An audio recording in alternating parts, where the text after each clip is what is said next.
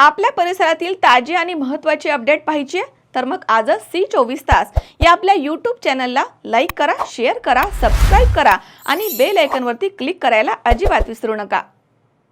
आंबेगाव तालुक्यातील मंचर शहरामध्ये एक काळजाचा थरकाप उडवणारी घटना समोर आली आहे। हर्षदा आशिष बाणखेले हिने शुक्रवारी 3 एप्रिल रोजी सकाळी 8:30च्या सुमारास राहत्या घरी मुलगी परिज्ञा हिचा वायरनं गळा आवळला आणि लाथाबुक्क्याने बेदम मारहाण केली। मुलगी मृत झाली आहे असे समजून आईनं तिला घरामध्येच कुलूप लावून बाहेरून बंद केलं। त्यानंतर तिनं 6 वर्षांचा मुलगा निहांत याला सोबत घेऊन तपनेश्वर मंदिराच्या समोरील विहिरीमध्ये उडी घेतली।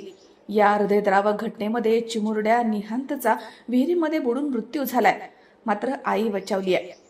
मुलगी परिज्ञा ही सुदैवानं बचावली आहे, ती गंभीर जखमी आहे। या घटनेमुळे मंचर परिसरामध्ये शोककळा पसरली आहे आणि हळहळ देखील व्यक्त केली जाते।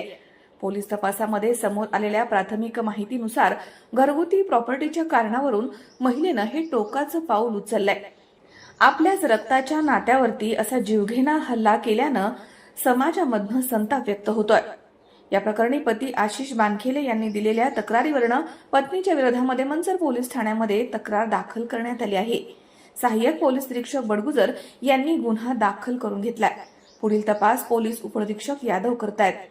कायद्यानुसार दोषीवरती कठोर कारवाई केली जाईल। घरगुती वादामधनं निष्पाप बालकाचा बळी जाणं हे अत्यंत दुर्दैवी आहे।